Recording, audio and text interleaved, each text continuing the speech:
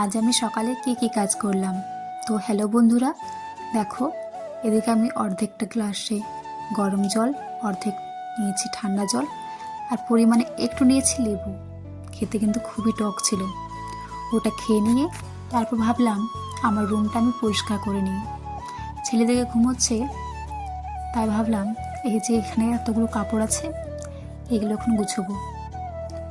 আসলে জানো তো, এই ছোটো বাচ্চা নিয়ে ঘর সামলানো, তারপর তোমার এই রুম গোছানো হয় না, প্রতিদিন তো হয় না।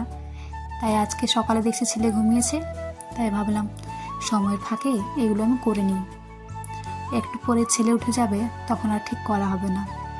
আর জানো তো, ছোটো বাচ্চা নিয়ে এগুলো করা খুবই কষ্টকর। আর ছেলে যখন ঘুমোয় কিংবা একটু বাইরে যায় বেরোতে, তখনই আমি কাজগুলো করে নেওয়ার চেষ্টা করি। এখন এই কাপড়গুলো সব গুছিয়ে তারপর রুমগুলো ঝাড়ু দিয়ে আমি যাবো স্নানে। আর জানো তো, এখন 2-3 দিন হলো খুবই ঠান্ডা পড়েছে, তাই এত তাড়াতাড়ি স্নানে যেতে মন চায় না। কিন্তু কী আর করার, অনেক তাড়াতাড়ি না করলে আমার অনেকটা দেরি হয়ে যায় সব কিছু করতে করতে। আর দেখো এদিকে সব কাপড় গুছানো হয়ে গেছে, আর রুমটা গুছানো হয়ে গেছে, আর ঝাড়ুও দেওয়া হয়ে গেছে। দেখো ছেলেদিকে আমার ঘুমোচ্ছে এখনো।